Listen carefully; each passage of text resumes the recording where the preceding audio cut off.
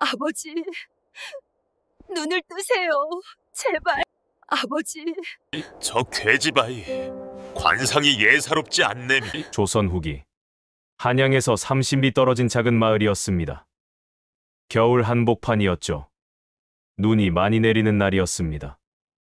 바람은 칼날처럼 날카로웠어요. 그 바람이 낡은 초가집 틈새마다 파고들어 촛불을 흔들어댔습니다. 하지만 연초는 알지 못했습니다. 이 절망의 밤이 그녀의 운명을 완전히 바꿔놓을 거라는 사실을요. 과연 무슨 일이 있었던 걸까요? 지금 어디에서 이 이야기를 듣고 계시나요? 지역을 댓글로 적어주시면 그곳으로 행운의 하트를 보내드릴게요. 구독과 좋아요는 저에게 아주 큰 힘이 됩니다. 아버지 박진사는 평생 서당에서 아이들을 가르치며 청빈하게 살아온 선비였습니다. 가난했지만 마음만은 늘 넉넉했던 분이었죠. 하지만 지난 겨울부터 알아누운 병은 점점 깊어져만 갔어요. 연초야. 박진사의 목소리가 가늘게 흘러나왔습니다. 이 아비가 물려줄 것이 아무것도 없구나. 땅 한 평, 은 한 냥 없이. 미안하다. 아닙니다, 아버지. 아버지께서 주신 글과 마음이 있지 않습니까? 연초의 눈에서 눈물이 주르르 흘러내렸어요. 어머니는 연초를 낳다가 세상을 떠나셨죠. 그래서 연초에게는 아버지가 전부였습니다. 박진사는 딸의 손을 더 세게 쥐었습니다. 연초야, 너는 범상치 않은 아이다. 내가 태어난 밤 하늘에 붉은 별이 떴었지. 관상쟁이가 말하길 너는 연꽃처럼 진흙 속에서 피어날 운명이라 했다. 아버지, 그런 말씀 마세요. 아버지는 괜찮아지실 겁니다. 아니다. 이 아비는 안다. 곧 떠날 때가 되었구나. 박진사의 숨소리가 점점 가늘어졌어요. 촛불이 바람에 흔들리며 방안을 어둡게 만들었습니다. 연초야, 명심하거라. 죽음은 내 시작이 아니다. 끝없는 겨울을 지나 너는 스스로를 태어나게 할 것이다. 그 말을 마지막으로 박진사의 손에서 힘이 빠졌습니다. 연초는 아버지의 손을 놓지 않았어요. 아니, 놓을 수가 없었죠. 아버지, 연초의 비명이 초가집을 울렸습니다. 하지만 아버지는 대답이 없었어요. 그저 잔잔한 미소만을 입가에 남긴 채 조용히 눈을 감고 계셨습니다. 밖에서는 마을 사람들의 발소리가 들려왔습니다. 박진사께서 드디어 가엾은 연초, 이제 어쩌려고. 친척도 없고 의지할 곳도 없는데. 사람들의 걱정 어린 목소리가 담장 너머로 스며들었어요. 그날 밤이었습니다. 연초는 아버지의 시신 곁에서 밤을 새우고 있었어요. 촛불 하나만이 어둠을 밀어내고 있었죠. 연초는 눈물도 다 말라버렸습니다. 그저 멍하니 아버지의 얼굴을 바라보고만 있었어요. 그때였습니다. 갑자기 방 안에 이상한 기운이 감돌기 시작했어요. 촛불이 꺼질 듯 말 듯 흔들렸습니다. 그리고 연초의 눈앞에 무언가가 나타나기 시작했죠. 이게 무엇인가요? 연초는 자신의 눈을 의심했습니다. 아버지의 시신 위로 붉은 빛이 피어오르기 시작했거든요. 그 빛은 점점 커지더니 마치 연꽃처럼 펼쳐졌어요. 불타는 듯한 붉은 연꽃이었습니다. 연꽃은 마치 저승과 이승의 경계에서 피어난 듯 했어요. 꽃잎마다 불길처럼 일렁이는 붉은 기운이 흘러나왔죠. 그 속에서 무언가가 움직였습니다. 작은 아이였어요. 아니, 아이의 형상을 한 무언가였습니다. 맑고 투명한 얼굴에 미소를 띤 그 아이가 연초를 향해 천천히 손을 뻗었어요. 연초는 두려움에 떨었습니다. 하지만 동시에 묘한 끌림을 느꼈어요. 마치 그 아이가 자신을 부르는 것 같았죠. 누구세요? 당신은 누구십니까? 연초는 떨리는 목소리로 물었습니다. 하지만 아이는 대답하지 않았어요. 그저 빙그레 웃으며 손을 뻗을 뿐이었습니다. 연초는 본능적으로 손을 뻗었어요. 그 순간 아이의 손과 연초의 손이 닿았습니다. 순간이었습니다. 연초의 머릿속으로 무언가가 거센 물결처럼 흘러들어왔어요. 아버지의 목소리였습니다. 아니, 아버지의 목소리 같기도 하고 또 다른 누군가의 목소리 같기도 했죠. 죽음은 내 시작이 아니다. 끝없는 겨울을 지나 너는 스스로를 태어나게 할 것이다. 고통을 견뎌라. 시련을 받아들여라. 그리고 피어나라. 목소리가 점점 커졌습니다. 연초의 온몸을 타고 흐르는 뜨거운 기운이 느껴졌어요. 가슴속 깊은 곳에서 무언가가 꿈틀거리기 시작했죠. 그리고 붉은 연꽃은 천천히 사라졌습니다. 마치 처음부터 없었던 것처럼요. 연초는 가쁜 숨을 몰아쉬었어요. 온몸이 땀으로 흠뻑 젖어 있었습니다. 촛불은 여전히 조용히 타고 있었고 아버지는 여전히 평화로운 얼굴로 누워 계셨죠. 꿈이었나? 연초는 중얼거렸습니다. 하지만 손바닥에는 여전히 뜨거운 기운이 남아 있었어요. 그리고 가슴속 깊은 곳에서 무언가가 살아 숨쉬는 느낌이 들었습니다. 이 기이한 밤은 연초의 운명의 첫 번째 불씨가 되었습니다. 다음 날 아침 마을 사람들이 조문을 왔습니다. 가엾게도 이제 어쩌려고 그러나 저 나이에 혼자서 어떻게 살아간단 말인가. 사람들의 목소리가 낮게 깔렸어요. 연초는 고개를 숙인 채 아무 말도 하지 않았습니다. 그저 눈물만 뚝뚝 떨어뜨릴 뿐이었죠. 아버지의 장례는 초라했습니다. 마을 사람들의 도움으로 겨우 치를 수 있었어요.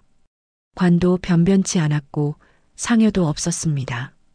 그저 몇 사람이 짊어지고 뒷산에 묻었을 뿐이죠. 연초는 아버지의 무덤 앞에서 3일을 꼬박 앉아 있었습니다. 먹지도 자지도 않았어요. 그저 무덤을 바라보며 눈물만 흘렸습니다. 아버지, 이제 어떻게 해야 할까요? 연초는 연초의 목소리가 바람에 흩어졌어요. 그때였습니다. 갑자기 하늘에서 눈이 내리기 시작했습니다. 한겨울인데도 눈은 이상하게 따뜻했어요. 마치 아버지가 연초를 토닥이는 것 같았죠. 연초는 천천히 하늘을 올려다보았습니다. 그리고 또다시 보았어요. 저 하늘 높은 곳에서 붉은 빛이 반짝이는 것을요. 희미하지만 분명한 붉은 빛이었습니다. 아버지, 저 빛이 아버지신가요? 연초는 중얼거렸어요. 그리고 천천히 일어났습니다. 무릎이 후들거렸지만 연초는 꿋꿋이 서 있었어요. 아버지, 연초는 살아가겠습니다. 스스로를 태어나게 하겠습니다.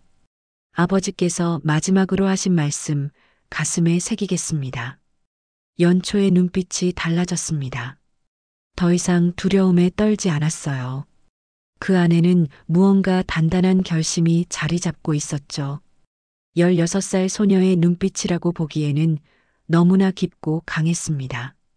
이날 이후 연초의 진짜 이야기가 시작되었습니다. 장례를 치른 후 연초는 혼자가 되었습니다. 빈 초가집에 돌아왔을 때 연초는 벽에 기대어 주저앉았어요. 아버지의 빈자리가 너무나 컸습니다. 방 한구석에는 아버지가 쓰시던 붓과 벼루가 그대로 놓여 있었죠. 이제 어떻게 살아야 하나? 연초는 중얼거렸습니다. 집에는 쌀 한 대도 남아있지 않았어요. 아버지 병안에 모든 것을 쏟아부었거든요. 그날 밤 연초는 다시 꿈을 꾸었습니다. 붉은 연꽃이 다시 나타났어요. 하지만 이번에는 더 선명했습니다. 연꽃 속의 아이가 연초를 바라보며 고개를 끄덕였죠. 너는 피어날 것이다. 아이의 목소리가 또렷하게 들려왔습니다. 하지만 그 전에 씨앗을 뿌려야 한다. 선한 씨앗을, 많은 씨앗을. 연초는 꿈에서 깨어났습니다. 새벽이었어요. 창밖으로 희미한 햇살이 비쳐들고 있었죠. 선한 씨앗을 뿌린다. 연초는 아버지의 책상 앞에 앉았습니다. 그리고 아버지가 남긴 책들을 하나씩 꺼내 읽기 시작했어요. 맹자, 논어, 소학. 아버지께서 평생 읽고 또 읽으셨던 책들이었죠. 며칠이 지났습니다. 연초는 결심했습니다. 떡을 만들어 팔기로요. 아버지께 배운 글과 어머니에 대한 이야기로 들은 떡 만드는 법, 그것이 연초가 가진 전부였습니다. 마을 어귀에 작은 자리를 펼쳤습니다. 떡 사세요. 갓 만든 송편입니다. 연초의 목소리가 장터에 울려 퍼졌어요. 사람들이 하나둘 모여들었습니다. 오, 박진사 댁따님이 떡을 팔고 있네. 가엾어라, 저 어린 것이. 사람들은 동정 어린 눈빛으로 떡을 사갔습니다. 연초는 정성껏 만든 떡을 건네며 고개를 숙여 인사했어요. 감사합니다. 맛있게 드세요. 그렇게 하루하루가 지났습니다. 어느 날이었습니다. 허름한 옷을 입은 노파가 연초의 떡 앞에 섰어요. 아가씨, 떡 하나 주시겠소? 하지만 돈이 없구려. 노파의 목소리는 떨리고 있었습니다. 연초는 잠시 망설였어요. 떡을 팔아야 쌀을 살 수 있었거든요. 하지만 노파의 주름진 얼굴을 보자 연초는 가장 큰 떡을 꺼내 건넸습니다. 드세요, 할머니.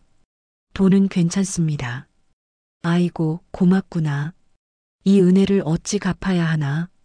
노파는 떡을 받아들고 눈물을 흘렸어요. 그리고 천천히 사라져갔죠. 그날 이후 이상한 일들이 벌어지기 시작했습니다.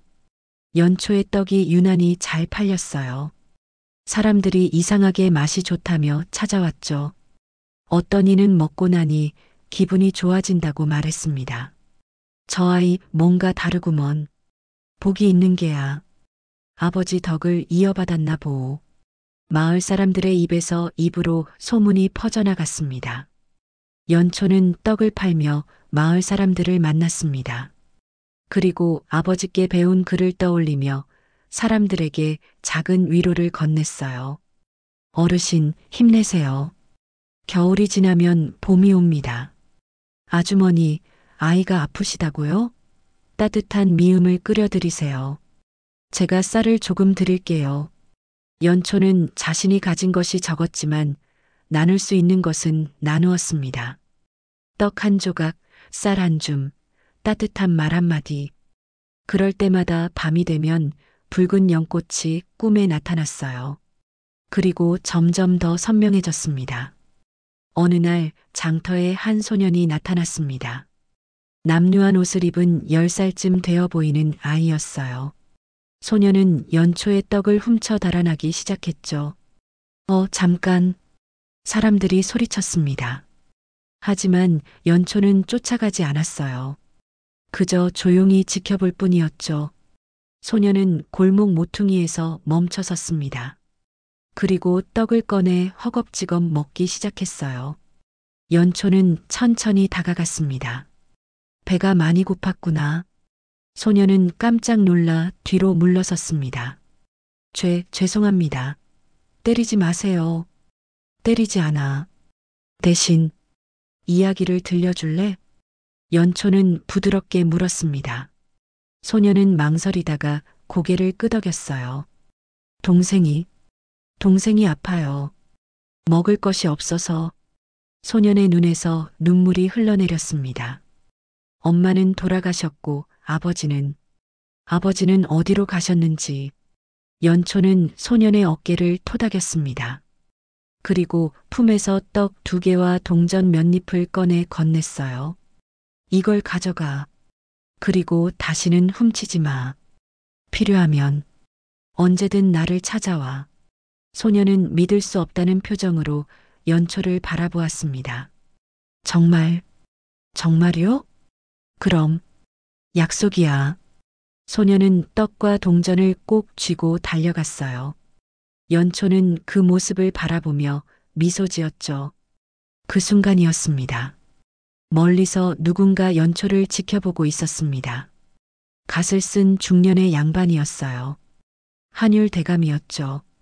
한율은 한양에서 가장 존경받는 대신이었습니다. 청렴하고 지혜로운 것으로 소문난 분이었죠. 그가 지방 순시를 나왔다가 우연히 이 광경을 목격한 것입니다. 저 아이, 범상치 않구나. 한율은 중얼거렸습니다. 연초의 관상을 보는 순간 가슴이 뛰었어요. 맑고 깊은 눈빛, 단정한 이마, 부드러운 미소. 그 안에 담긴 선한 기운이 느껴졌죠. 저 아이의 심성을 시험해 봐야겠군. 한율은 천천히 연초에게 다가갔습니다. 며칠 후 연초는 여느 때처럼 떡을 팔고 있었습니다. 그때 한 양반이 다가왔어요. 한율이었습니다. 아가씨, 떡 하나 주시겠소? 네, 여기 있습니다. 연초는 정중히 떡을 건넸습니다. 한율은 떡을 받아들고 한 입 베어 물었어요. 맛이 좋구려. 누구에게 배웠소? 돌아가신 어머니의 솜씨를 따라 해보았습니다. 그렇군. 부모님은 모두 돌아가셨소? 네. 아버지께서 최근에 돌아가셨습니다. 연초의 목소리가 잠시 떨렸습니다. 한율은 연초의 표정을 주의 깊게 살폈어요. 혼자 사는 게 힘들지 않소? 힘들지만 살아가야죠. 아버지께서 그러셨습니다. 겨울을 견뎌야 봄을 맞는다고. 한율의 눈빛이 반짝였습니다. 지혜로운 말씀이시군. 아버지께서는 어떤 분이셨소? 서당 훈장이셨습니다. 가난했지만 마음만은 부자셨죠. 연초는 미소를 지었습니다. 슬픔이 담긴 미소였지만 동시에 따뜻함이 느껴지는 미소였어요. 한율은 속으로 감탄했습니다. 이 어린 소녀가 부모를 잃은 슬픔 속에서도 이렇게 꿋꿋하게 살아가고 있다니. 그를 아시오? 한율이 물었습니다. 조금 아버지께 배웠습니다. 그렇다면 이 글귀의 뜻을 아시겠군. 무슨 뜻이오? 연초는 잠시 생각했습니다. 그리고 조심스럽게 대답했어요. 덕은 외롭지 않으니 반드시 이웃이 있다. 선한 마음을 가진 사람은 혼자가 아니라는 뜻이 아닐까요? 한율은 크게 고개를 끄덕였습니다. 훌륭하오. 그대는 진정 글의 뜻을 아는구려. 한율은 일어서며 말했습니다. 내일 다시 오겠소. 그때 더 이야기를 나누고 싶소이다. 그렇게 한율은 사라졌습니다. 연초는 이상한 기분이 들었어요. 저 양반은 대체 누구일까? 그날 밤 연초는 또다시 붉은 연꽃을 꿈꾸었습니다. 이번에는 연꽃이 활짝 피어 있었어요. 그리고 그 안에 아이가 말했죠. 씨앗이 싹을 틔우고 있다. 곧 너는 다른 세상으로 가게 될 것이다. 연초는 꿈에서 깨어났습니다. 가슴이 두근거렸어요. 무언가 큰 변화가 다가오고 있다는 느낌이 들었죠. 과연 한율 대감은 다음 날 다시 나타날까요? 그리고 연초의 운명은 어떻게 바뀌게 될까요? 이야기는 이제 막 시작되었습니다. 다음 날 아침 연초는 평소보다 일찍 장터로 나갔습니다. 어젯밤 꿈이 자꾸만 머릿속을 맴돌았어요. 붉은 연꽃 속 아이의 말. 곧 너는 다른 세상으로 가게 될 것이다. 그 말이 무슨 뜻일까요? 떡 사세요. 갓 쪄낸 송편입니다. 연초는 떡을 펼쳐놓으며 목청껏 외쳤습니다. 오늘따라 마음이 술렁였어요. 어제 그 양반이 정말 올까? 해가 중천에 떴을 무렵이었습니다. 아가씨, 익숙한 목소리가 들려왔어요. 어제 떡을 훔쳤던 그 소년이었습니다. 하지만 오늘은 달랐죠. 소년의 손에는 작은 보자기가 들려 있었어요. 이거 드리려고요. 소년은 수줍게 보자기를 내밀었습니다. 연초가 풀어보니 손바닥만 한 조약돌이 들어 있었어요. 반들반들하게 닦아놓은 돌이었죠. 동생이랑 강에서 주웠어요. 예뻐서 아가씨 주려고. 고마워. 정말 예쁘구나. 연초는 진심으로 미소 지었습니다. 소년의 얼굴이 환해졌어요. 아가씨, 저 이름이 뭐예요? 연초라고 해. 너는? 저는 돌쇠예요. 다음에 또 올게요. 돌쇠는 신나게 손을 흔들며 달려갔습니다. 연초는 조약돌을 꼭 쥐고 웃음 지었어요. 그때였습니다. 훈훈한 광경이로구나. 낮은 목소리가 들려왔습니다. 고개를 들어보니 어제 그 양반이 서 있었어요. 한율이었죠. 어제 온다고 하신 어르신. 그렇소. 약속을 지켰소이다. 한율은 연초의 자리 옆에 자연스럽게 앉았습니다. 그리고 주변을 둘러보았어요. 매일 이곳에서 떡을 파오? 네, 아침부터 해질 때까지요. 힘들지 않소? 힘들지만 살아야죠. 제가 할 수 있는 일이니까요. 연초의 대답에 한율은 고개를 끄덕였습니다. 그리고 품에서 책 한 권을 꺼냈어요. 이 책을 읽을 수 있겠소? 책 표지에는 맹자라고 쓰여 있었습니다. 연초의 눈이 반짝였어요. 아버지께서 가르쳐 주신 책입니다. 그렇다면 펼쳐보시오. 연초는 조심스럽게 책을 펼쳤습니다. 한율이 한 구절을 가리켰어요. 읽어보시오. 민익이 사직차지 군의경. 연초는 또박또박 읽었습니다. 그리고 잠시 생각하더니 말했어요. 백성이 가장 귀하고 나라가 그 다음이며 임금은 가벼운 것이다. 맹자께서 말씀하신 왕도 정치의 핵심이지요. 한율의 눈빛이 더욱 빛났습니다. 그 뜻을 아시오? 아버지께서 그러셨습니다. 임금은 백성을 위해 존재하는 것이지 백성이 임금을 위해 존재하는 게 아니라고요.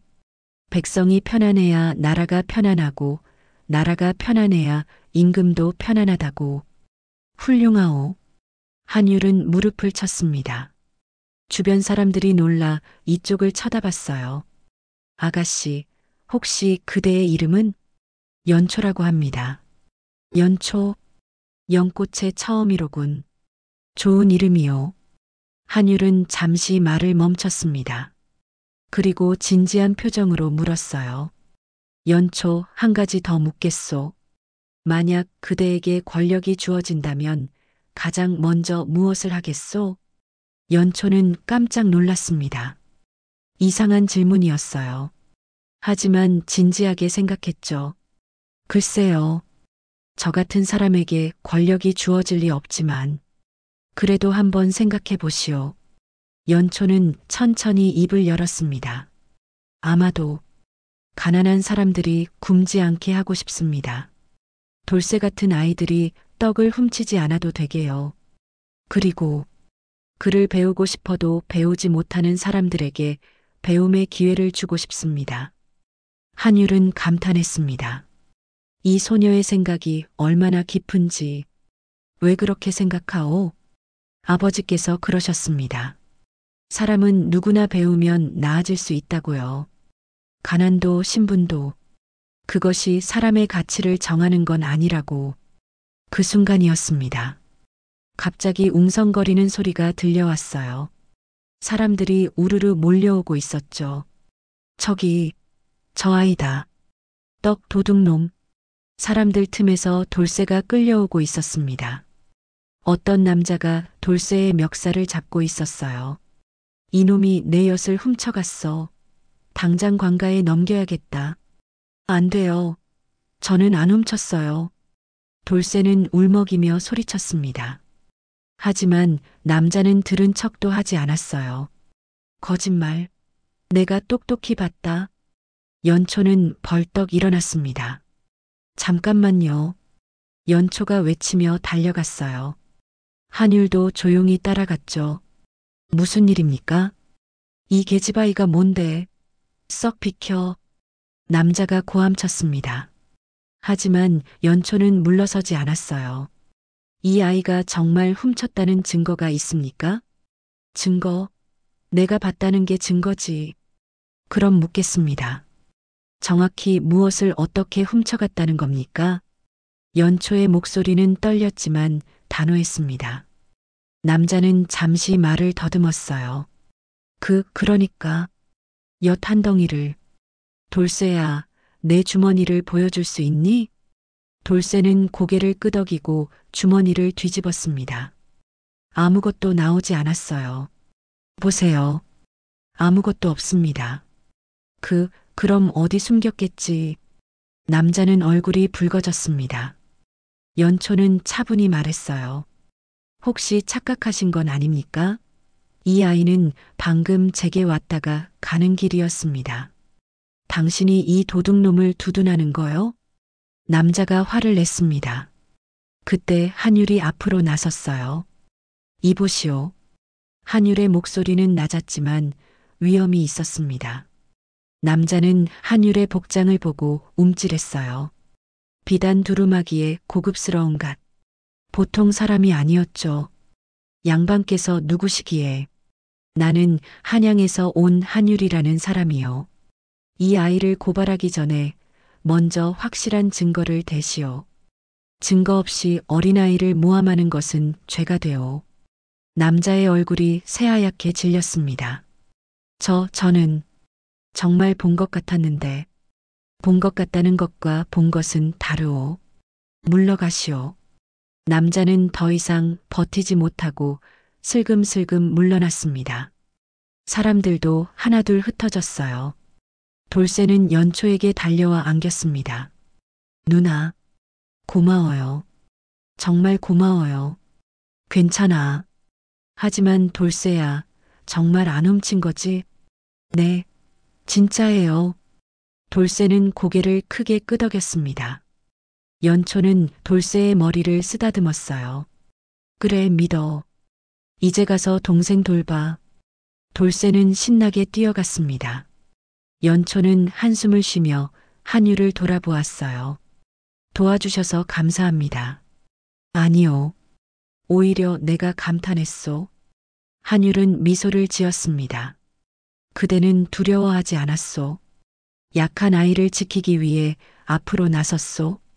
그것이 진정한 용기요. 연초는 얼굴이 붉어졌습니다. 저는 그저 당연한 일을 했을 뿐입니다. 당연한 일이라. 한율은 고개를 끄덕였습니다. 그리고 하늘을 올려다보았어요. 그 순간이었습니다. 한율의 가끝을 스치는 바람이 지나갔어요. 이상하게도 그 바람은 은빛으로 반짝이는 것 같았습니다. 마치 하늘이 무언가를 알려주는 듯. 한율은 속으로 중얼거렸습니다. 이것이 하늘의 뜻인가? 한율은 연초를 바라보았습니다. 연초의 관상을 다시 한번 찬찬히 살폈어요. 이마는 넓고 맑았고 눈은 깊고 총명했습니다. 코는 바르고 입가에는 온화함이 담겨 있었죠. 관상만 봐도 귀한 기운이 있다. 하지만 더 중요한 것은 한율은 생각했습니다. 연초의 심성이었어요. 선한 마음, 용기 있는 행동, 깊은 지혜. 이 모든 것을 갖춘 소녀였죠. 연초, 한율이 불렀습니다. 네, 어르신. 나와 함께 한양으로 가지 않겠소? 연초는 깜짝 놀라 한율을 쳐다보았습니다. 한양이요? 그게 무슨... 나는 한양에서 대감으로 있소. 내게는 아들이 없소. 그대를 양녀로 삼고 싶소이다. 주변이 갑자기 조용해졌습니다. 연초는 믿을 수 없다는 표정이었어요. 양녀라니. 저 같은 사람을. 그렇소. 그대는 충분히 그럴 자격이 있소. 글도 알고 마음도 바르며 용기도 있소. 나는 그대 같은 사람을 찾고 있었소. 연초의 머릿속이 복잡해졌습니다. 한양, 대감댁, 양녀. 상상도 못한 일이었어요. 하지만 왜 하필 저를? 하늘이 정한 인연이요. 한율은 은빛 바람이 지나간 하늘을 가리켰습니다. 나는 오랫동안 그대 같은 사람을 찾아왔소. 신분이 낮아도 가난해도 진정 귀한 마음을 가진 사람을. 그리고 오늘 그대를 만났소. 연초는 가슴이 뛰는 것을 느꼈습니다. 어젯밤 꿈이 떠올랐어요. 곧 너는 다른 세상으로 가게 될 것이다. 이것이 그 뜻이었을까요? 생각할 시간을 드리겠소. 내일 다시 오겠소. 그때 대답을 들려주시오. 한율은 천천히 일어났습니다. 그리고 멀어지는 뒷모습은 의젓하고 든든했어요. 연초는 그 자리에 멍하니 서 있었습니다. 마을 사람들이 웅성거렸어요. 저 양반이 대감이라니. 연초가 양녀가 된다고? 세상에 이럴 수가. 연초는 하늘을 올려다보았습니다. 구름 사이로 햇살이 비쳐들고 있었어요. 그 빛이 마치 붉은 연꽃처럼 느껴졌죠. 아버지, 이것이 제가 가야 할 길인가요? 연초는 조용히 물었습니다. 바람이 불어왔어요. 따뜻한 바람이었죠. 마치 아버지가 대답하는 것 같았습니다. 그날 밤 연초는 또다시 붉은 연꽃을 꿈꾸었습니다. 이번에는 연꽃이 환하게 빛나고 있었어요. 그리고 그 속의 아이가 손을 뻗어 연초를 부르고 있었죠. 이제 피어날 시간이다. 연초는 꿈에서 깨어났습니다. 그리고 결심했어요. 다음 날 아침 연초는 초가집을 정리하고 있었습니다. 밤새 잠을 이루지 못했어요. 한율 대감의 제안이 머릿속을 떠나지 않았죠. 한양, 양녀, 새로운 삶. 정말 제가 갈 수 있을까요, 아버지? 연초는 아버지의 빈자리를 바라보며 중얼거렸습니다. 해가 중천에 떴을 때였습니다. 문을 두드리는 소리가 들렸어요. 연초 나요. 한율 대감의 목소리였습니다. 연초는 황급히 문을 열었어요. 어르신, 어서 들어오세요. 아니요, 밖에서 이야기하는 게 좋겠소. 한율은 집 앞 마당을 둘러보았습니다. 가난했지만 깨끗하게 정돈되어 있었어요. 작은 텃밭에는 배추와 무가 자라고 있었죠. 그대가 혼자 가꾸었소? 네, 아버지께서 돌아가신 후에. 부지런하구려. 한율은 고개를 끄덕였습니다. 그리고 진지한 표정으로 연초를 바라보았어요. 연초, 어제 한 제안에 대해 생각해 보았소? 네. 하지만 연초는 망설였습니다. 한율은 부드럽게 말했어요. 두려운 게 당연하오. 낯선 곳으로 가는 것이니까. 하지만 그대가 정말 그럴 만한 사람인지 마지막으로 확인하고 싶소. 확인이요? 그렇소. 세 가지를 물어보겠소. 솔직하게 대답하시오. 연초는 긴장하며 고개를 끄덕였습니다. 한율은 천천히 입을 열었어요. 첫째, 그대에게 묻겠소. 사람의 마음은 얼마나 넓어야 한다고 생각하오? 연초는 잠시 생각했습니다. 이상한 질문이었어요. 하지만 진지하게 대답했죠. 마음은 하늘만큼 넓어야 한다고 생각합니다. 왜 그렇게 생각하오? 아버지께서 그러셨습니다. 하늘은 비를 내릴 때 부자와 가난한 자를 가리지 않는다고요. 사람의 마음도 그래야 한다고. 누구에게나 따뜻해야 한다고. 한율의 눈빛이 반짝였습니다. 좋은 대답이요. 그렇다면 둘째, 백성과 임금 중 누가 더 중요하다고 생각하오? 이번에는 어제 나눴던 이야기와 비슷했습니다. 연초는 조금 더 자신 있게 대답했어요. 백성이 더 중요합니다. 임금을 경시하는 말이요? 한율의 목소리가 날카로워졌습니다. 연초는 당황했지만 곧 마음을 가다듬었어요. 아닙니다. 임금을 경시하는 게 아니라 임금의 존재 이유가 백성에게 있다는 뜻입니다. 백성이 없다면 임금도 있을 수 없으니까요. 마치 뿌리 없는 나무가 설 수 없는 것처럼요. 한율은 속으로 감탄했습니다. 이 소녀의 비유가 얼마나 적절한지. 훌륭하오. 그렇다면 마지막이요. 그대가 만약 높은 자리에 오른다면 어떻게 겸손을 지킬 수 있겠소? 이번 질문은 더 어려웠습니다. 연초는 한참을 생각했어요. 저는 항상 낮은 곳을 기억하려 할 것입니다. 낮은 곳? 네. 제가 떡을 팔던 장터, 돌쇠 같은 아이들, 굶주린 사람들, 그들을 잊지 않으려 합니다. 높은 자리에 있어도 그들의 삶을 기억한다면 교만해질 수 없을 것입니다. 한율은 깊이 숨을 들이쉬었습니다. 완벽한 대답이었어요. 이 소녀는 진정 하늘이 내린 인재였습니다. 연초, 한율의 목소리가 부드러워졌습니다. 나는 확신했소. 그대는 내 양녀가 될 자격이 충분하오.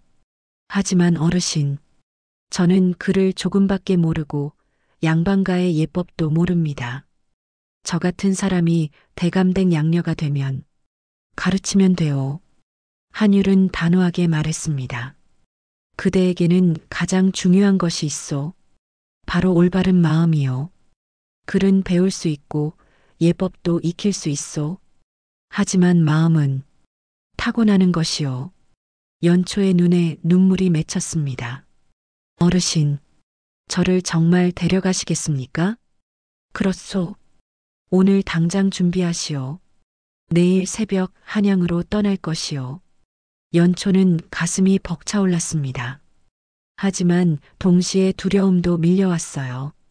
한양에는 어떤 사람들이 있습니까?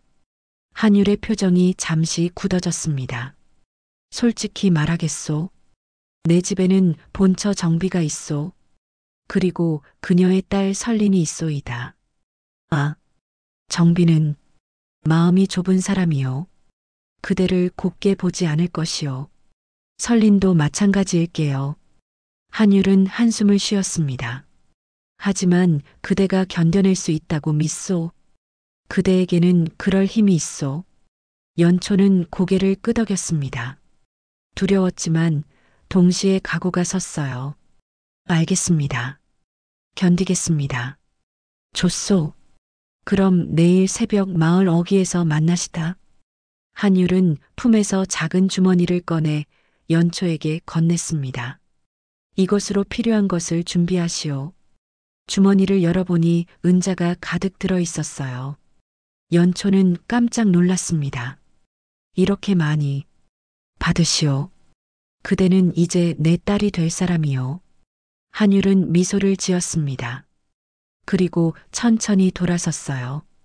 참 한 가지만 더. 한율이 멈춰서서 말했습니다. 한양에 가면 힘든 일이 많을 것이요. 하지만 기억하시오. 그대는 혼자가 아니오. 내가 있소. 연초는 눈물을 삼키며 대답했습니다. 감사합니다, 어르신. 한율이 떠난 후 연초는 집안을 정리하기 시작했습니다. 가져갈 것은 많지 않았어요. 아버지의 책 몇 권, 어머니가 쓰시던 비녀 하나, 그리고 돌쇠가 준 조약돌. 아버지, 제가 잘하고 있는 걸까요?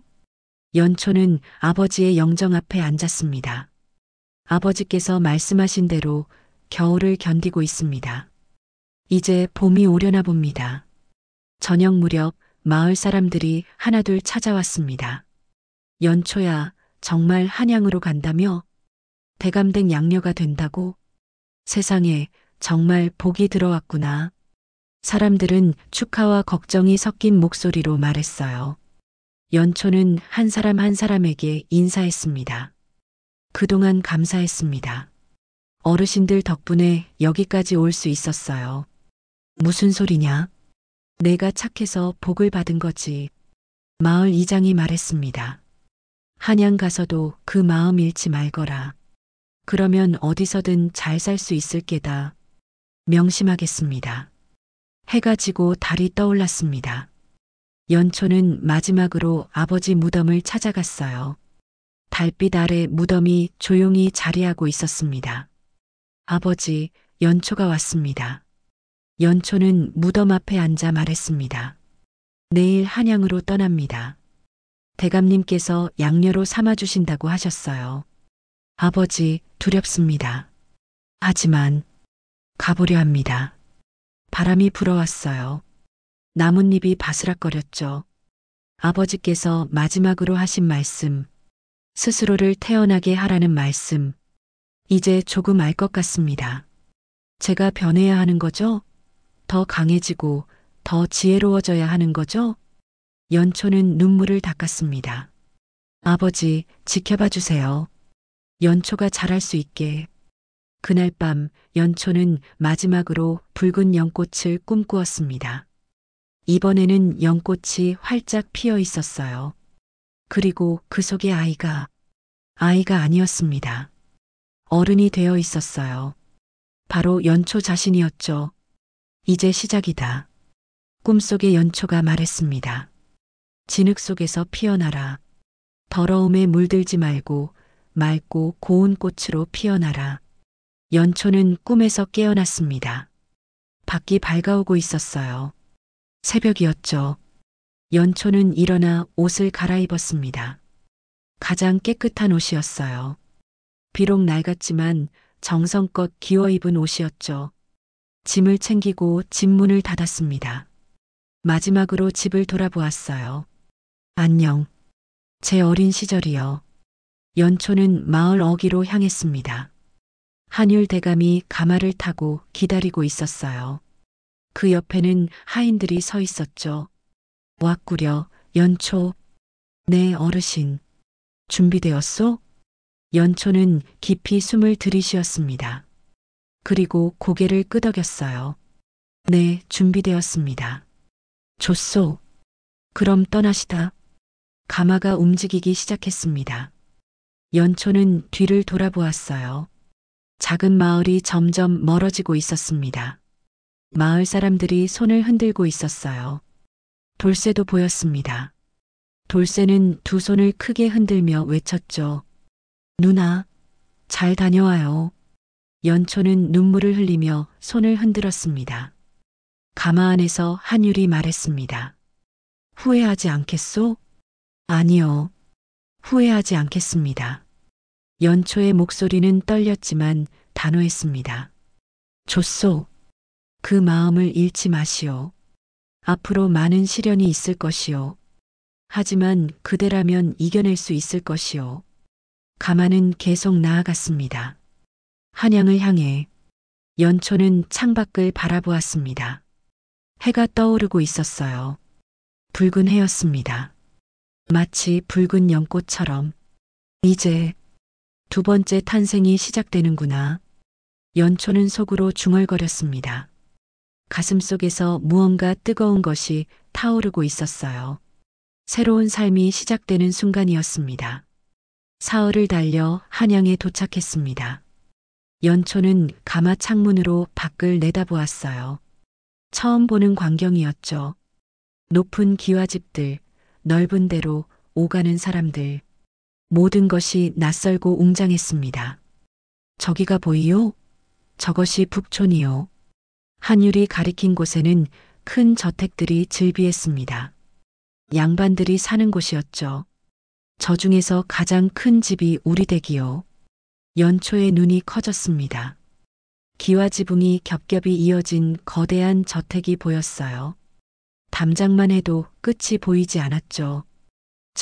저렇게 큰 곳에서 두려운가? 조금. 연초는 솔직하게 대답했습니다. 한율은 부드럽게 웃었어요. 괜찮소. 천천히 익숙해지면 돼요. 가마가 대문 앞에 멈춰 섰습니다. 대감마님 행차하십니다. 하인의 외침이 울려 퍼졌어요. 대문이 천천히 열렸습니다. 연초는 가마에서 내렸습니다. 다리가 후들거렸어요. 하지만 꿋꿋이 서 있었죠. 어서 오십시오, 대감마님. 하인들이 일제히 허리를 숙였습니다. 그때 안채에서 누군가 걸어 나왔어요. 화려한 비단 치마를 입은 중년 여인이었습니다. 정비였죠. 그 옆에는 20살쯤 되어 보이는 젊은 여인이 서 있었어요. 설린이었습니다. 오셨습니까, 대감마님? 정비의 목소리는 차갑고 날카로웠습니다. 그녀의 시선이 연초에게 향했어요. 이 아이가 양녀로 드린다던 그 계집아이입니까? 그렇소. 인사하시오, 연초. 연초라고 합니다. 뵙게 되어 영광입니다. 연초는 공손히 절을 했습니다. 하지만 정비는 코웃음을 쳤어요. 시골 계집아이 주제에 예의는 아는구려. 하지만 옷을 보니 남루하기 짝이 없구만. 설린도 거들었습니다. 정말이에요, 어머니. 저런 누더기를 입고 이 집에 들어오다니. 연초의 얼굴이 붉어졌습니다. 하지만 고개를 숙이고 참았어요. 한율의 목소리가 낮게 깔렸습니다. 정비, 그만하시오. 연초는 이제 이 집의 양녀요. 함부로 대하지 마시오. 양녀라니요. 대감마님, 이게 무슨 일이십니까? 저와 상의도 없이 내가 결정한 일이요. 더 이상 말하지 마시오. 한율의 단호한 목소리에 정비는 입을 다물었습니다. 하지만 그녀의 눈빛은 차가웠어요. 마치 독사를 보는 것 같았죠. 춘향? 한율이 불렀습니다. 젊은 하녀가 달려왔어요. 네, 대감마님. 연초를 서쪽 행랑채로 안내하거라. 그리고 씻고 옷 갈아입을 수 있게 도와주어라. 알겠습니다. 춘향은 연초에게 다가와 속삭였습니다.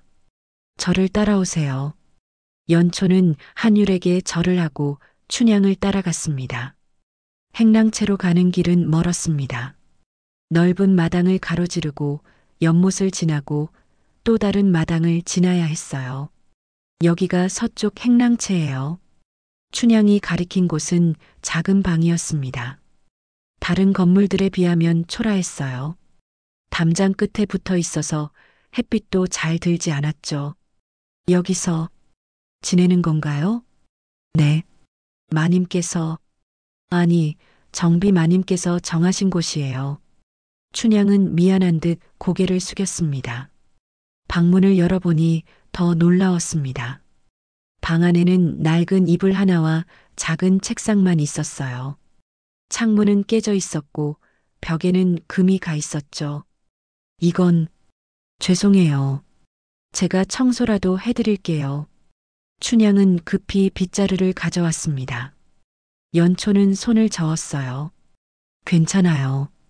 제가 할게요. 하지만 정말 괜찮아요. 고마워요, 춘향 언니. 춘향은 연초를 안쓰럽게 바라보았습니다. 아가씨, 조심하세요.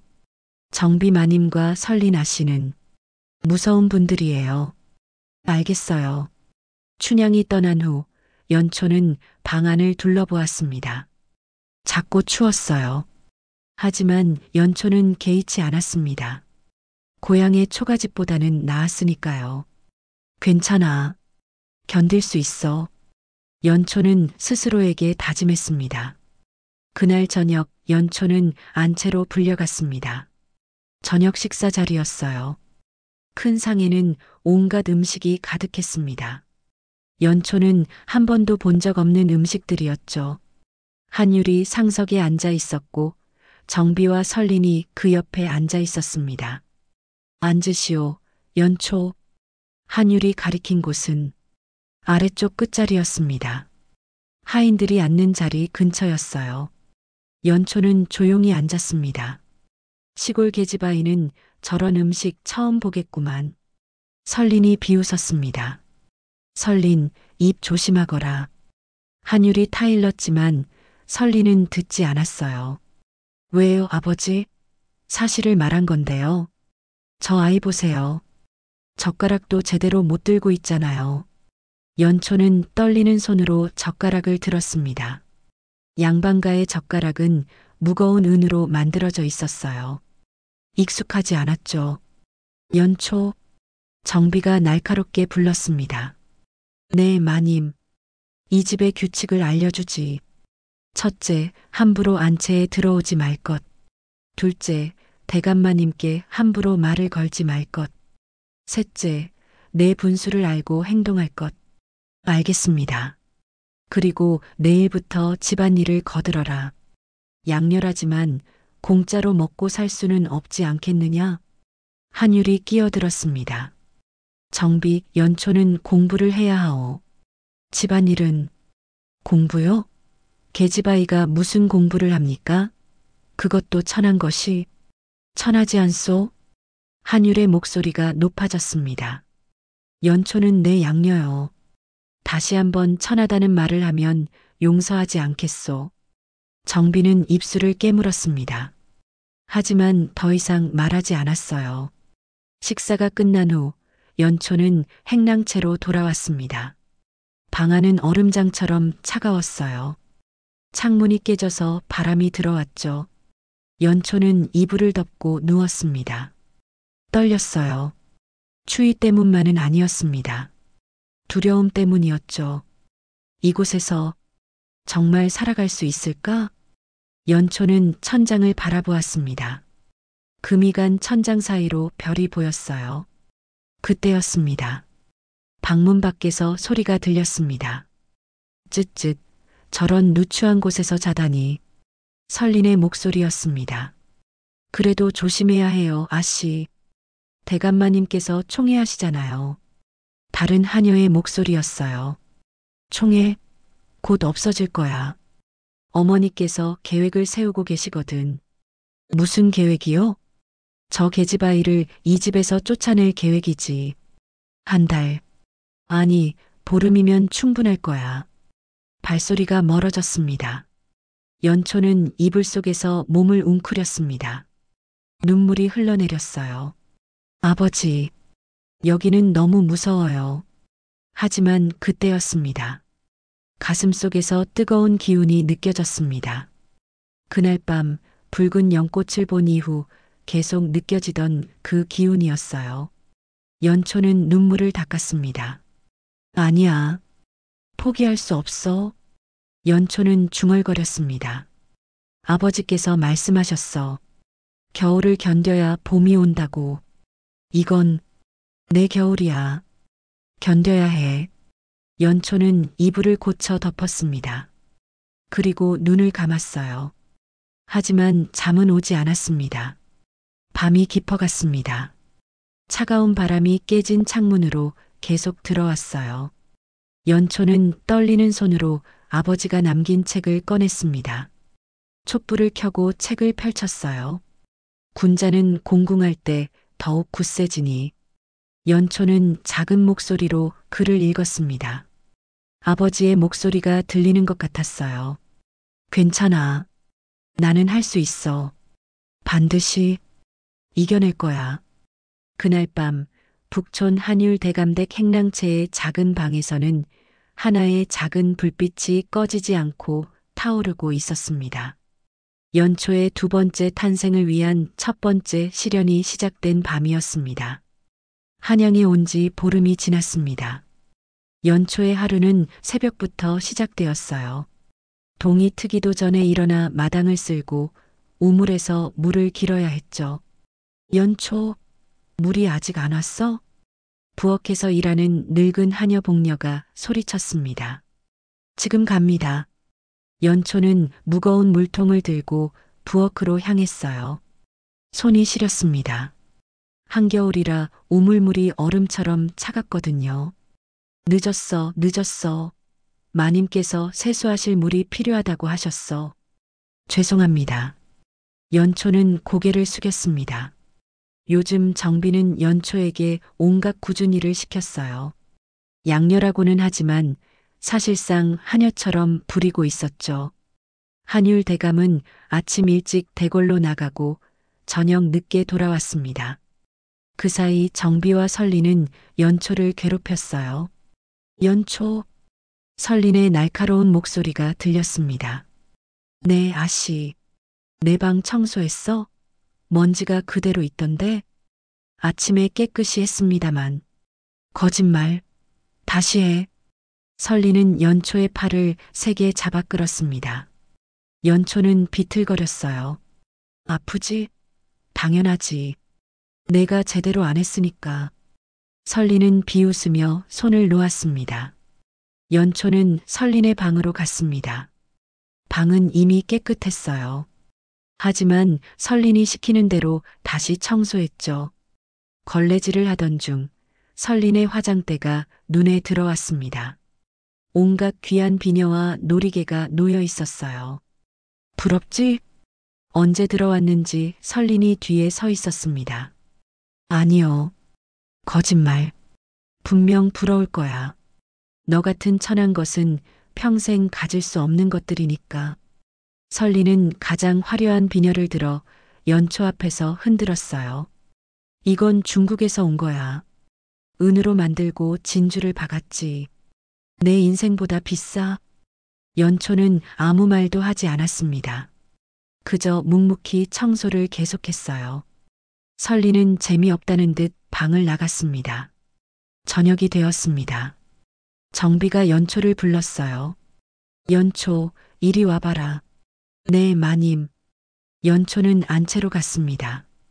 정비는 차가운 눈빛으로 연초를 내려다보았어요. 오늘은 내가 빨래를 해야겠구나. 빨래요? 그래. 설린의 옷가지들이야. 개천으로 가서 빨아오너라. 정비는 커다란 보따리를 내밀었습니다. 연초가 받아보니 무척 무거웠어요. 지금 가야 합니까? 당연하지. 내일 아침까지 다 빨아서 말려야 한다. 하지만 밖은 어둡고 싫으면 이 집에서 나가거라. 정비의 목소리는 차갑고 단호했습니다. 연초는 보따리를 짊어졌습니다. 무거웠지만 견뎌야 했어요. 알겠습니다. 연초는 집을 나섰습니다. 바깥은 칼바람이 불고 있었어요. 해는 이미 진 지 오래였죠. 달빛만이 희미하게 길을 비추고 있었습니다. 개천까지는 집에서 한참을 걸어야 했어요. 연초는 무거운 보따리를 메고 천천히 걸었습니다. 추웠어요. 외투도 없이 나왔거든요. 정비가 일부러 시간을 주지 않았던 거죠. 개천에 도착했습니다. 물은 절반쯤 얼어 있었어요. 얼음이 두껍게 얼어붙어 있었죠. 연초는 돌로 얼음을 깨기 시작했습니다. 손이 시렸지만 계속해야 했어요. 차가워. 겨우 얼음을 깨고 물에 손을 담갔습니다. 순간이었습니다. 얼음 아래서 검은 그림자가 스쳤습니다. 으악! 연초는 깜짝 놀라 손을 빼려 했어요. 하지만 무언가가 손을 잡아 끄는 것 같았죠. 뼛속까지 시린 고통이 손등을 찔렀습니다. 마치 수천 개의 바늘로 찌르는 것 같았어요. 아파. 연초는 몸을 뒤로 젖히려 했습니다. 하지만 미끄러운 얼음 위에서 균형을 잃었어요. 으악! 몸이 앞으로 쏠렸습니다. 얼음이 우두둑 갈라지는 소리가 들렸어요. 연초의 몸이 얼음 위로 넘어지려는 순간이었습니다. 조심하시오. 누군가 뒤에서 연초의 옷깃을 움켜잡았습니다. 바람을 가르는 기세였어요. 연초는 뒤로 확 끌려왔죠. 헉! 연초는 가쁜 숨을 몰아쉬었습니다. 조금만 늦었어도 얼음물 속으로 빠질 뻔했어요. 눈을 들어보니 한율 대감이 서 있었습니다. 눈발 속에서 한율은 근엄한 표정으로 연초를 내려다보고 있었어요. 네, 대감마님. 이 밤중에 무엇을 하고 있는 것이오? 한율의 목소리는 차분했지만 분노가 담겨 있었습니다. 빨래를 하라고 하셔서 누가 이 추운 밤에 개천으로 빨래하러 가라 했소? 연초는 입을 다물었습니다. 정비를 고자질할 수는 없었어요. 대답하시오. 제가 자청했습니다. 거짓말 마시오. 내가 바보로 보이오? 한율은 한숨을 쉬었습니다. 그리고 연초의 손을 잡았어요. 손을 보자. 연초의 손은 빨갛게 부어올라 있었습니다. 동상에 걸린 것 같았어요. 이게 무슨... 한율의 목소리가 떨렸습니다. 분노 때문이었죠. 괜찮습니다, 대감마님. 제가 조심하지 못해서 조용히 하시오. 한율은 자신의 외투를 벗어 연초에게 입혔습니다. 지금 당장 집으로 돌아가시오. 그리고 방에서 쉬시오. 하지만 빨래는 내가 처리하겠소. 한율은 단호하게 말했습니다. 연초는 고개를 숙였습니다. 눈물이 흘러내렸어요. 추위 때문인지, 고마움 때문인지, 서러움 때문인지, 연초도 알 수 없었습니다. 한율은 연초의 어깨를 가볍게 두드렸습니다. 연초, 들으시오. 네. 겨울을 버틴 자만이 봄을 맞는다. 이제 너는 단단해지고 있소. 한율의 목소리는 부드러웠습니다. 이 시련도 지나갈 것이오. 반드시. 그리고는 마치 나타났던 그림자처럼 사라졌습니다. 연초는 떨리는 손을 감싸 쥐고 집으로 돌아왔습니다. 행랑채 방으로 들어갔을 때 춘향이 기다리고 있었어요. 아가씨, 괜찮으세요? 응, 괜찮아. 손을 봐요. 이게 무슨... 춘향은 황급히 따뜻한 물을 가져왔습니다. 그리고 연초의 손을 천천히 담갔어요. 아파요? 조금. 정비 마님이 또 그러신 거죠? 연초는 대답하지 않았습니다. 춘향은 한숨을 쉬었어요. 아가씨, 언제까지 참으실 거예요? 참아야죠. 제가 여기 있으려면. 하지만 이건 너무해요. 춘향의 목소리가 떨렸습니다. 연초는 미소를 지었습니다. 쓸쓸한 미소였어요. 괜찮아요, 춘향 언니. 저는 견딜 수 있어요. 그날 밤 연초는 또다시 붉은 연꽃을 꿈꾸었습니다. 하지만 이번에는 달랐어요. 연꽃이 얼음에 갇혀 있었습니다. 꽁꽁 얼어붙은 얼음 속에서 연꽃은 피어나려 애쓰고 있었어요. 깨뜨려라. 목소리가 들렸습니다. 얼음을 깨뜨려라. 그래야 피어날 수 있다. 연초는 꿈속에서 얼음을 두드렸습니다. 한 번, 두 번, 세 번. 드디어 금이 가기 시작했어요. 그렇다. 계속하여라. 포기하지 마라. 연초는 계속 두드렸습니다. 손이 아팠지만 멈추지 않았어요. 그리고 마침내 쾅! 얼음이 깨졌습니다. 붉은 연꽃이 활짝 피어올랐어요. 찬란하고 아름다웠죠. 연초는 꿈에서 깨어났습니다. 손은 여전히 아팠지만 가슴속은 따뜻했어요. 무언가 단단한 것이 자리 잡고 있었습니다. 나는 할 수 있어. 반드시 이 겨울을 이겨낼 거야. 연초는 창밖을 바라보았습니다. 눈이 내리고 있었어요. 하얀 눈이 세상을 덮고 있었죠. 하지만 연초는 알고 있었습니다. 눈 아래에서 봄이 준비되고 있다는 것을, 스스로의 길을 스스로 세워야 한다는 뜻을 깨달은 밤이었습니다. 그날 밤 이후 연초는 달라지기 시작했습니다. 더 이상 눈물을 흘리지 않았어요. 정비와 설린의 모진말에도 꿋꿋이 버텼죠. 그리고 밤마다 촛불을 켜고 글을 읽었습니다. 아버지가 남긴 책들을 하나하나 읽어나갔어요. 한율은 몰래 연초를 지켜보았습니다. 그리고 미소 지었죠. 저 아이는 진정 특별하구나. 연초의 시련은 계속되고 있었습니다. 하지만 연초는 이제 흔들리지 않았어요. 진흙 속에서 피어나는 연꽃처럼 연초는 서서히 자라나고 있었습니다. 한 달이 더 지났습니다. 연초는 여전히 행랑채에서 지내며 온갖 굳은 일을 했어요. 하지만 이제는 달랐습니다. 밤마다 글을 읽고 또 읽으며 실력을 쌓아가고 있었죠. 어느 날 아침 저택이 술렁였습니다. 오늘 저녁에 연회가 있대요. 대감마님께서 중요한 대신들을 초대하셨다던데 하인들이 분주하게 움직였어요. 안채는 물론 사랑채까지 깨끗이 청소했죠. 연초도 청소를 도왔습니다.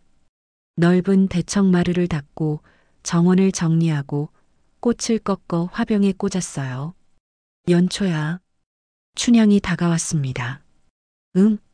오늘 조심해. 정비 마님이 뭔가 계획하고 계신 것 같아. 무슨 계획? 잘 모르겠어. 하지만 설린 아씨랑 계속 수군거리더라고. 연초는 고개를 끄덕였습니다. 이미 예상하고 있었어요.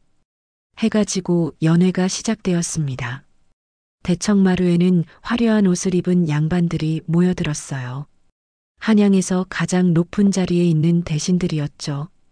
한율 대감이 자리에서 일어났습니다. 오늘 이렇게 귀한 분들을 모시게 되어 영광입니다. 아니요, 대감. 초대해 주셔서 감사하지요. 대신들이 화답했습니다. 연초는 부엌에서 음식을 나르고 있었어요. 하인들과 함께 쟁반을 들고 조용히 움직였죠. 그때 정비가 연초를 불렀습니다. 연초, 이리 와봐라. 네, 마님. 연초가 다가가자 정비는 차가운 미소를 지었어요. 오늘 대청마루에서 시중을 들어라. 네. 대감마님의 양녀라며? 그럼 손님들께 인사도 드려야지. 설린이 옆에서 킥킥거렸습니다. 어머니, 좋은 생각이세요. 연초는 불안했지만 거부할 수 없었어요. 정비의 명령이었으니까요. 대청마루로 들어갔습니다. 화려한 촛불 아래 양반들이 술을 마시며 이야기를 나누고 있었어요. 저게 누구냐? 한율 대감의 양녀라던 아이 아니냐? 대신들의 시선이 연초에게 쏠렸습니다. 연초는 얼굴이 붉어졌어요. 인사를 드려라. 정비가 재촉했습니다. 연초라고 합니다. 뵙게 되어 영광입니다. 연초는 공손히 절을 했습니다. 호, 예의는 바르구나. 한 대신이 말했습니다. 그때 정비가 입을 열었어요. 저희 대감마님께서 이 아이를 양녀로 들이셨지요. 비록 천한 출신이지만 천하지 않소? 한율이 끼어들었습니다. 하지만 정비는 계속했어요. 아이가 글을 안다고 하던데 정말인지 한번 시험해 보면 어떨까요? 시험을요? 대신들이 흥미로워했습니다. 재미있겠군. 계집아이가 글을 안다니. 정비는 설린을 쳐다보았습니다. 설린이 나섰어요. 연초, 맹자를 읽을 수 있다고 했지? 네. 조금은. 그럼 한번 읊어봐. 여기 계신 어른들 앞에서. 설린은 비웃으며 말했습니다. 대신들이 웅성거렸어요. 연초는 긴장했습니다. 손이 떨렸죠. 한율이 걱정스러운 눈빛으로 연초를 바라보았어요. 연초, 괜찮겠소? 네. 대감마님. 연초는 깊이 숨을 들이쉬었습니다. 그리고 천천히 입을 열었어요. 아. 연초의 목소리는 떨렸지만 분명했습니다.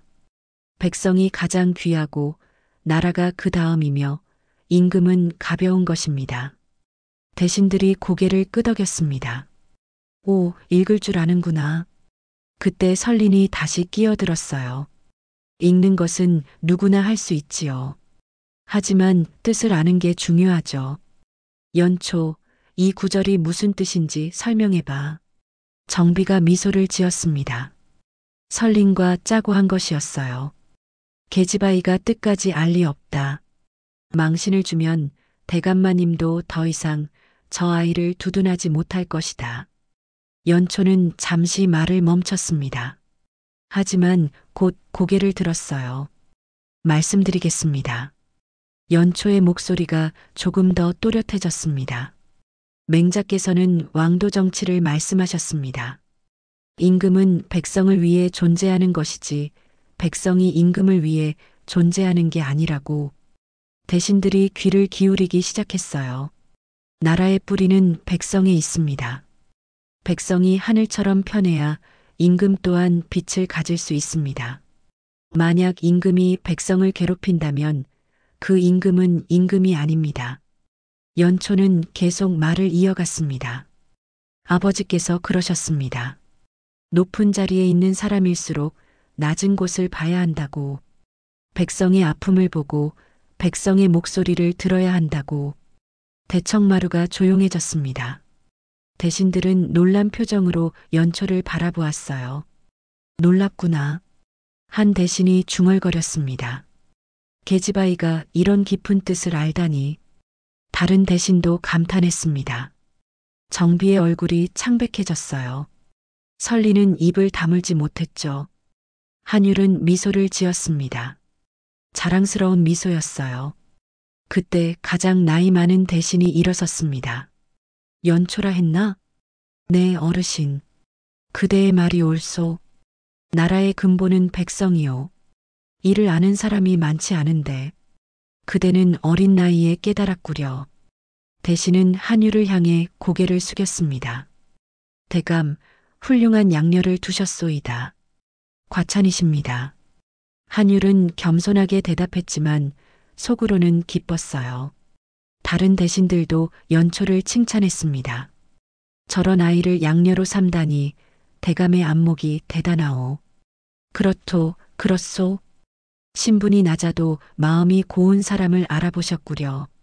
연초는 얼굴이 빨개졌습니다. 부끄러웠지만 동시에 뿌듯했어요. 연회가 끝난 후 대신들이 하나둘 떠났습니다.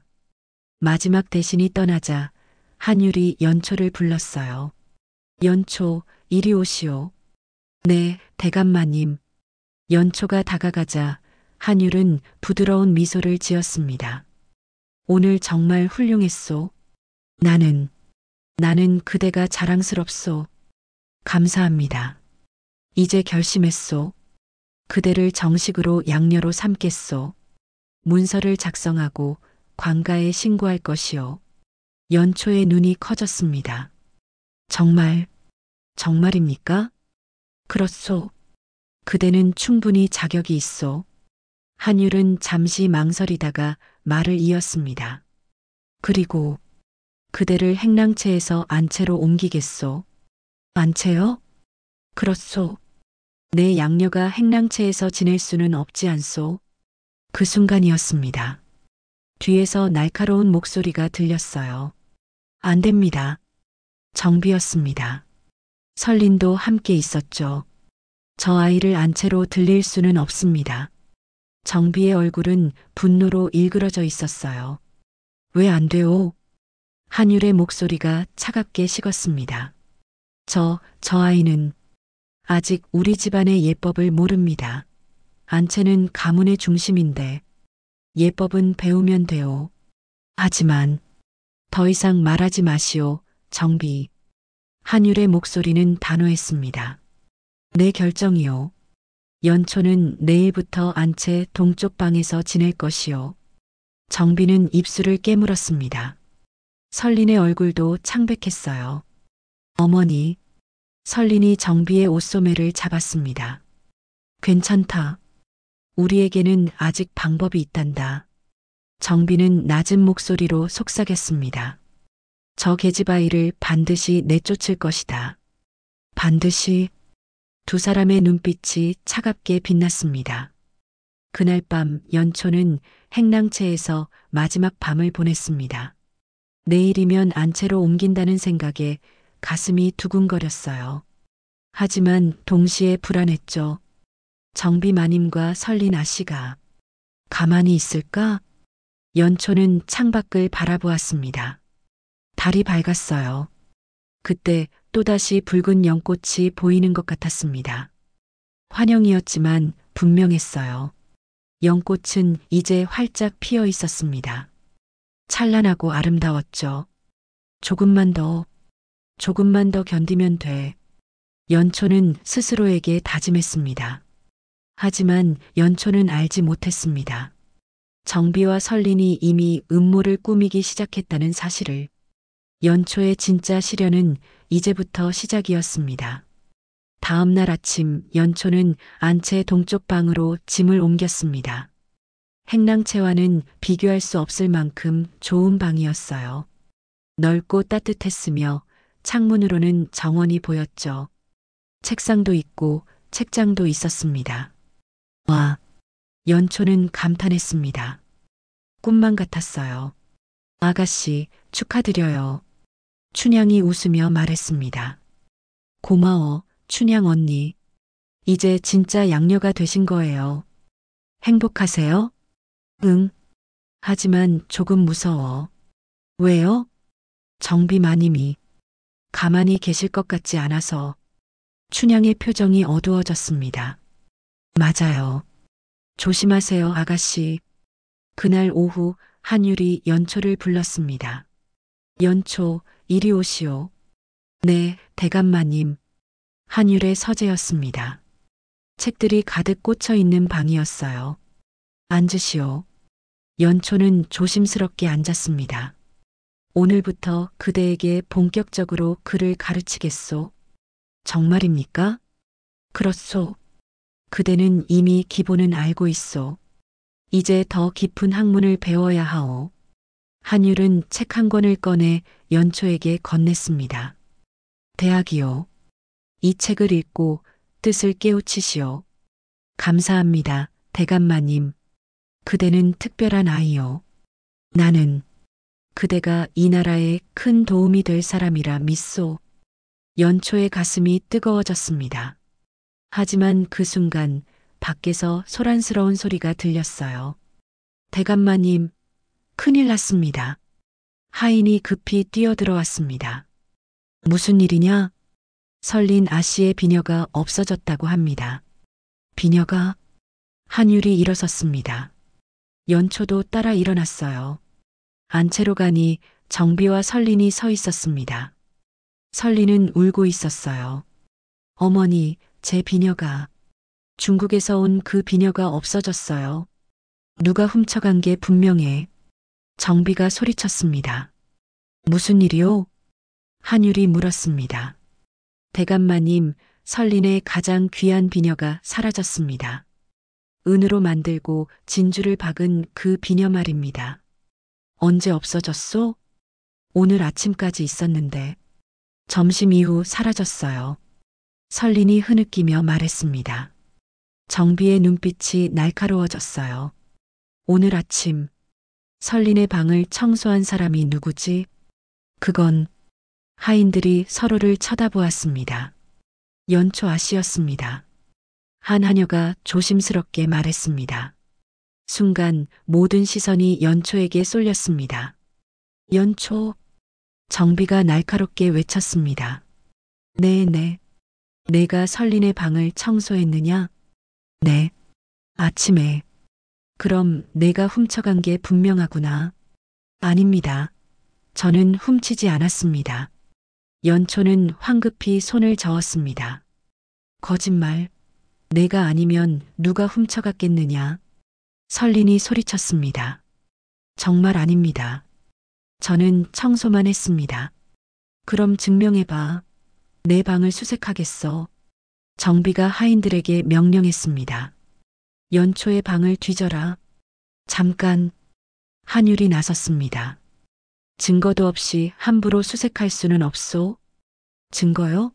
설린의 방을 청소한 사람이 연초라는 게 증거 아닙니까? 정비가 반박했습니다. 그것만으로는 부족하오. 그럼 수색해서 비녀가 나오면 증거가 되겠죠? 정비는 확신에 찬 목소리로 말했습니다. 한율은 잠시 망설였습니다. 그리고 고개를 끄덕였어요. 좋소. 하지만 내가 직접 수색하겠소. 한율과 정비, 설린, 그리고 하인들이 연초의 방으로 향했습니다. 연초는 떨리는 마음으로 따라갔어요. 나는 훔치지 않았어. 분명 나오지 않을 거야. 하지만 불안했습니다. 방에 도착했습니다. 한율이 책상을 열어보고 책장을 확인했습니다. 아무것도 없었어요. 보시오, 아무것도 없지 않소? 한율이 말했습니다. 이불 속도 확인해야 합니다. 정비가 우겼습니다. 한율은 한숨을 쉬며 이불을 들어 올렸습니다. 그 순간이었습니다. 반짝이는 무언가가 이불 속에서 굴러떨어졌습니다. 은으로 만든 비녀였어요. 진주가 박힌 저 건. 연초는 믿을 수 없다는 표정이었습니다. 역시 내가 훔쳤구나. 설린이 비녀를 집어들며 소리쳤습니다. 아닙니다. 저는 정말 모릅니다. 누군가 제 방에 몰래 넣은 게 분명합니다. 내가 숨겨둔 거지. 거짓말하지 마. 정비가 차갑게 말했습니다. 대감마님, 이제 아시겠습니까? 이 아이는 도둑입니다. 양녀로 삼을 수 없습니다. 한율은 연초를 바라보았습니다. 연초, 정말 내가 한 일이 아니냐? 네, 대감마님. 저는 절대 훔치지 않았습니다. 믿어주세요. 연초의 눈에서 눈물이 흘러내렸습니다. 한율은 깊이 한숨을 쉬었어요. 하지만 눈빛은 여전히 연초를 믿고 있었죠.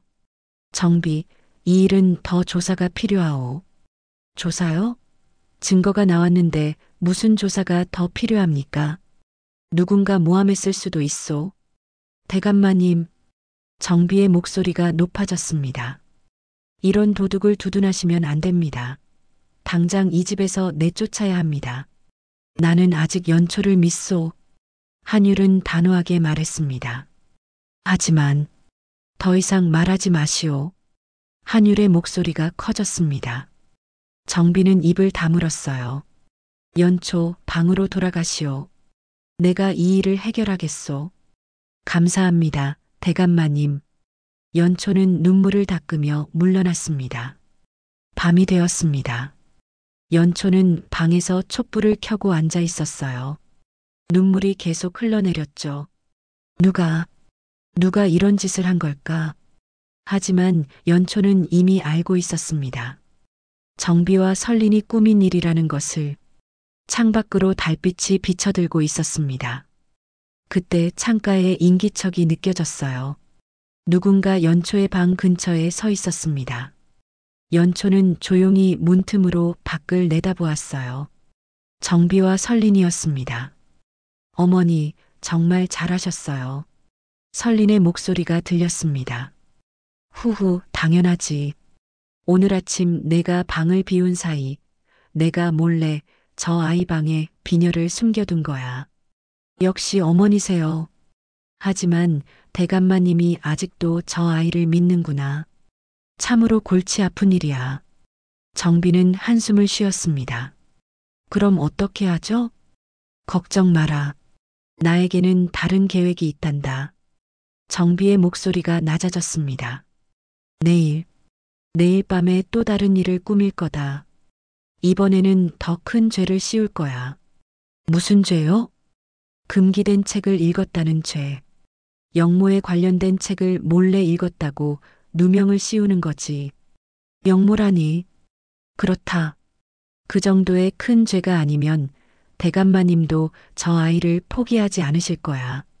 설린이 웃었습니다. 역시 어머니세요. 그럼 저 아이는 관가로 끌려가겠네요. 그렇지. 그리고 다시는 이 집에 돌아올 수 없을 거다. 두 사람의 발소리가 멀어졌습니다. 연초는 온몸이 얼어붙는 것 같았습니다. 영모. 그런 누명을 쓰면 죽을 수도 있었어요. 연초는 떨리는 손으로 책을 펼쳤습니다. 하지만 글자가 눈에 들어오지 않았죠. 그때 문을 두드리는 소리가 들렸습니다. 누구세요? 저예요, 춘향이요. 연초는 급히 문을 열었습니다. 언니, 아가씨, 괜찮으세요? 온 저택이 아가씨 이야기로 시끄러워요. 춘향은 걱정스러운 얼굴로 연초를 안았습니다. 언니, 나 어떻게 해야 해? 연초는 춘향의 품에서 울었습니다. 괜찮아요. 대감마님께서 아가씨를 믿으시잖아요. 하지만 정비마님이 또 다른 음모를 꾸미고 있어. 연초는 방금 들은 이야기를 춘향에게 털어놓았습니다. 춘향의 얼굴이 창백해졌어요. 그럼 어떻게 하죠? 모르겠어. 정말 모르겠어. 두 사람은 한참을 그렇게 앉아 있었습니다. 밤은 깊어갔습니다. 창밖에서 들려오는 발소리. 누군가 연초의 문 앞에 서 있었습니다. 발걸음은 아주 조용했어요. 하지만 의도를 품고 다가오는 소리였습니다. 연초의 운명은 이제 막 가장 큰 위기를 향해 문을 열고 있었습니다. 하지만 연초는 알지 못했습니다. 이 절망 속에서 진정한 두 번째 탄생이 시작될 거라는 사실을요. 붉은 연꽃은 가장 어두운 밤에 가장 찬란하게 피어나는 법입니다. 연초의 봄은 이제 곧 오려하고 있었습니다.